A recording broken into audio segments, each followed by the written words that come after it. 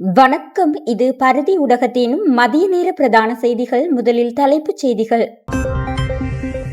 சுரேசலி விவகாரம் மருத்துவ அறிக்கையை கோரும் உத்தரவு இன்று. கழிப்பறைக்கும் கோட்டாவிடம் அனுமதி பெற்றே சுரேசாலை செல்வார். ஜால்ராடி போருக்கு சரத் பொன்சேகா பதிலடி. பசியால் முந்திரி பழம் பறித்தவர் சுட்டுக்கொலை. இலங்கையில் நடந்த அதிர்ச்சி சம்பவம். டொலரின் விலை அதிகரிக்கும். எரிபொருள் விலையை சரி செய்யாவிட்டால் ஏற்படவுள்ள சிக்கல். சர்வதேச ரீதியாக கிடைத்த உயிர்த்த ஞாயிறு தாக்குதல் எச்சரிக்கை. சட்டத்தரணி வெளியிட்ட தகவல். பயங்கரவாத தடை சட்டத்தில் சொல்லிசை பாடகர் கைது. அமைச்சர் ஆனந்த் விஜயபாலவின் அறிவிப்பு. உயிர்த்த ஞாயிறு தாக்குதல் விசாரணைகள். அமைச்சர் நலிந்தவின் அறிவிப்பு. பயங்கரவாத ஆயுதங்களுடன் 10 சந்தேக நபர்கள் அதிரடி கைது. இனி தொடர்பென விரிவான செய்திகள்.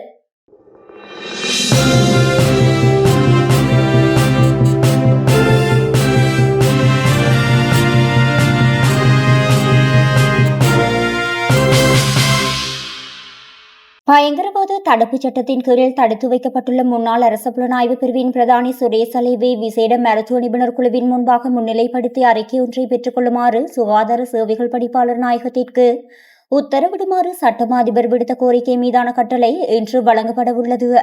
அன்றைய தினம் நீதிமன்றத்தில் முன்னிலையான மேலதிக மன்றாடியர் நாயகம் திலீப பீரிஸ் விடுத்த கோரிக்கையை பரிசீலித்த நீதவான் நீதிமன்றம் இது தொடர்பான கட்டளையை இன்றைய தினத்திற்கு ஒத்திவைத்திருந்தது. கழிப்பறைக்கும் கோட்டாவிடம் அனுமதி பெற்றே சுரேசாலை செல்வார் என்றும் தன்னை திட்டமிட்டு கைது செய்து சிறையில் அடைப்பதற்கான அனைத்து அறிவுரைகளையும் ஆலோசனைகளையும் அன்றைய பாதுகாப்பு செயலாளர் கோட்டாபய ராஜபக்சவுக்கு வழங்கியது சுரேசாலைதான் என்று ஃபீல்டு மார்ஷல் சரத் பொன்சேகா அதிரடியாக தெரிவித்துள்ளார். இன்னமும் முட்டுக் கொடுத்துக் கொண்டிருக்கும் நபர்களை சாடியவர் தனக்கு நேர்ந்த அரசியல் பழிவாங்கல்களின் பின்னணியில் இருந்த உண்மையான சூத்திரதாரிகளையும் அம்பலப்படுத்தியுள்ளார். ஜன்னல்களும் கதவுகளும் மரப்பலகைகளால் அடைத்து பூட்டப்பட்ட ஒரு சிறிய இருட்டறையிலேயே அவர்கள் என்னை அடைத்து வைத்திருந்தனர். சிறைச்சாலைகள் மற்றும் தடுப்பு காவல் முகாம்களில் அடைக்கப்படுபவர்களின் மனநிலை என்ன, அவர்களை எப்படி ஒடுக்க வேண்டும் என்பது குறித்து முழுமையான தந்திரங்கள் சலேவுக்கு நன்றாகவே தெரியும். இந்த பழிவாங்கல் நடவடிக்கைகள் தன் மீது மட்டுமன்றி தனது குடும்பத்தினர் மீதும் திட்டமிட்டு கட்டவிழ்த்து விடப்பட்டதாக கவலை வெளியிட்டுள்ள சரத் பொன்சேகா தான் கைது செய்யப்பட்ட தினத்தன்று தனது மனைவியை விடியற்காலை 4 மணி வரை குற்ற புலனாய்வு திணைக்களத்தினர் சட்டவிரோதமாக தடுத்து வைத்து கடுமையான விசாரணைக்குட்படுத்தியதாகவும் சுட்டிக்காட்டியுள்ளார். வனாத்தவில்லு பகுதியில் துப்பாக்கியால் சுடப்பட்டு நபரொருவர் கொலை செய்யப்பட்ட சம்பவம் தொடர்பில் 8 சந்தேக நபர்கள் கைது செய்யப்பட்டுள்ளனர். நேற்று முன்தினம் அதிகாலை 1:30 மணியளவில் வனாத்தவில்லு கரதீவு பகுதியில் உள்ள முந்திரி தோட்டம் ஒன்றில் குறித்து துப்பாக்கிச்சூடு நடத்தப்பட்டுள்ளது.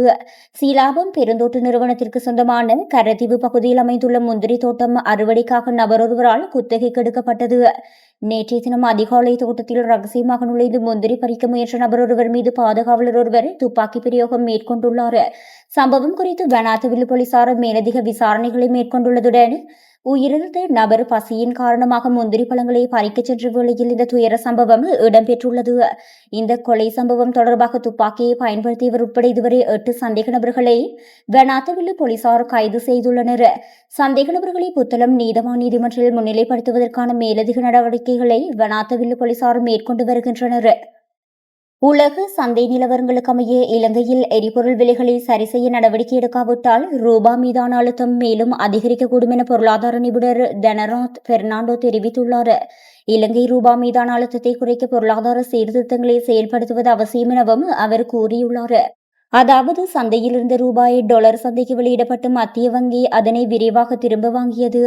உலக சந்தையில் எரிபொருள் விலைகள் அதிகரித்து வருவதால் சந்தைக்கு ஏற்ப எரிபொருள் விலைகளை சரி செய்வது முக்கியமாகும். எனவே சந்தைக்கேற்றவாறு நமது எண்ணெயின் விலையை நாம் சரி செய்யாவிட்டால் உலக சந்தையில் எண்ணெயின் விலை தொடர்ந்து உயர்ந்து வருவதால் நமது சந்தையில் டாலரின் விலை மிகவும் அதிகமாகிவிடும் என குறிப்பிட்டுள்ளார். உயிர்த்த ஞாயிறு பயங்கரவாத தாக்குதலானது நாட்டின் பாதுகாப்பு துறையில் ஏற்பட்ட மிக மோசமான பாதுகாப்பு குறைபாடு மற்றும் அதிகாரிகளின் பொறுப்பற்ற தன்மையின் விளைவே தவிர இதன் பின்னணியில் எந்தவொரு தனிப்பட்ட மகா சூத்திரதாரியும் கிடையாது என்று பிரபல சட்டத்தரணி மைத்திரி குணரத்ன திட்டவட்டமாக தெரிவித்துள்ளார். இது தொடர்பில் ஊடகங்களிடம் அவர் மேலும் கருத்து தெரிவிக்கையில், இந்த கோர தாக்குதல் நடப்பதற்கு 21 நாட்களுக்கு முன்பே குறிப்பிட்ட ஒரு நாளில் இவ்வாறானதொரு தற்கொலை தாக்குதல் நடத்தப்படவுள்ளது என்று அரசு புலனாய்வு சேவைக்கு மிக துல்லியமான ரகசிய தகவல் கிடைத்திருந்தது. நாட்டின் ஒட்டுமொத்த பாதுகாப்புக்கும் பொறுப்பான பொலிஸ் மாதிபர் அந்த அத்தியாவசிய முக்கியத்துவம் வாய்ந்த கோப்பை வெறும் தகவலுக்காக என குறிப்பிட்டு தனது கீழ்மட்ட அதிகாரிகளுக்கு அனுப்பியிருந்தாரே தவிர தேவாலயங்களையோ அல்லது பொதுமக்களையோ பாதுகாப்பதற்கான எந்தவொரு தீவிரமான பாதுகாப்பு நடவடிக்கையும் எடுக்கவில்லை என்றார். இந்த தாக்குதலுக்கான திட்டத்தை தீட்டினார் என்ற ஒரு வாதத்துக்கு வைத்துக் கொண்டாலும் கூட சர்வதேச ரீதியாக கிடைத்த துல்லியமான எச்சரிக்கத்தக்க தகவல்களின் அடிப்படையில் அப்போதைய போலீஸ் மாதிபரும் பாதுகாப்பு செயலாளரும் தங்களது கடமைகளை சரியாக செய்திருந்தால் இந்த தேசிய பேரழிவை தடுத்து 270க்கும் மேற்பட்ட உயிர்களை காப்பாற்றியிருக்கலாம் என தெரிவித்தார். விடுதலை புலிகள் அமைப்பை ஊக்குவிக்கும் எந்தவொரு செயற்பாடுகளுக்கும் ஒருபோதும் இடமளிக்க மாட்டோம் என பொதுமக்கள் பாதுகாப்பு மற்றும் பாராளுமன்ற அலுவல்கள் அமைச்சர் ஆனந்த விஜயபால தெரிவித்துள்ளார். நாடாளுமன்றத்தில் எழுப்பப்பட்ட கேள்விக்கு பதிலளிக்கும் போதே மேற்கண்டவாறு குறிப்பிட்டார். விடுதலை புலிகள் அமைப்பை ஊக்குவிக்கும் எந்தவொரு செயற்பாடுகளுக்கும் ஒருபோதும் இடமளிக்க மாட்டோம். விடுதலை புலிகள் தொடர்பில் பாடல் பாடியவற்றை சமூக வலைதளங்களில் பதிவேற்றம் செய்ததற்காகவே கிளிநொச்சி கைது செய்யப்பட்டார். இந்த இளைஞன் கைது தொடர்பில் காவல்துறை அதிபர் சட்ட அதிபருடன் இன்றைய தினம் கலந்துரையாடலில் ஈடுபடவுள்ளார்.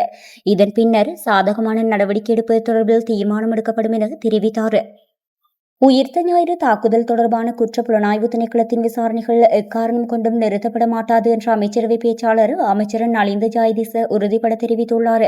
தொடர்ந்தும் கருத்து வெளியிட்ட அவர், குற்ற புலனாய்வு திணைக்களத்தின் விசாரணைகளுக்கு இடையூறு விளைவிக்கும் வகையில் எவரேனும் நடந்து கொண்டால் அல்லது கருத்துக்களை வெளியிட்டாலோ அது குறித்து நீதிமன்றத்திற்கு அறிக்கை சமர்ப்பிக்கப்பட்டு அதன் பின்னர் நீதிமன்றமே உரிய தீர்மானத்தை எடுக்கும்.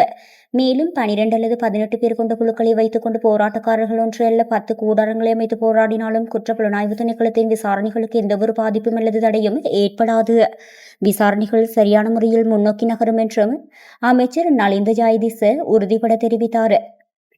கல்கிசை பிரிவுக்குட்பட்ட பகுதிகளில் பாதாள உலக கும்பல்களை சேர்ந்தவர்கள் உட்பட 10 சந்தேக நபர்கள் கைக்கொண்டு ஐஸ் போதைப் பொருள் மற்றும் வாள்களுடன் கைது செய்யப்பட்டுள்ளனர். குறித்து கைதுவானது செவ்வாய்க்கிழமை அதிகாலை நடத்தப்பட்ட விசேட அதிரடி சோதனையின் போது சந்தேக நபர்கள் கைது செய்யப்பட்டுள்ளனர். கைது செய்யப்பட்டவர்களில் 8 பேர் தற்போது வெளிநாட்டில் வசிப்பதாக நம்பப்படும் பிரபல திட்டமிட்ட குற்றச் செயல்களுடன் தொடர்புடைய மற்றும் போதைப் பொருள் கடத்தல்காரர் ஒருவரின் நெருங்கிய சகாக்கள் என அடையாளம் காணப்பட்டுள்ளனர். கைது செய்யப்பட்ட சந்தேக நபர்கள் 20 முதல் 56 வயது கிடைப்பட்டவர்கள் என்றும் அவர்கள் அங்குலானே, மொரட்டுவ மற்றும் ரத்மலானே ஆகிய பகுதிகளைச் சேர்ந்தவர்கள் என்றும் தெரிய வந்துள்ளது. இது தொடர்பான மேலதிக விசாரணைகளை கல்கிசை பிரிவு குற்ற புலனாய்வு பிரிவினர் மேற்கொண்டு வருகின்றனர்.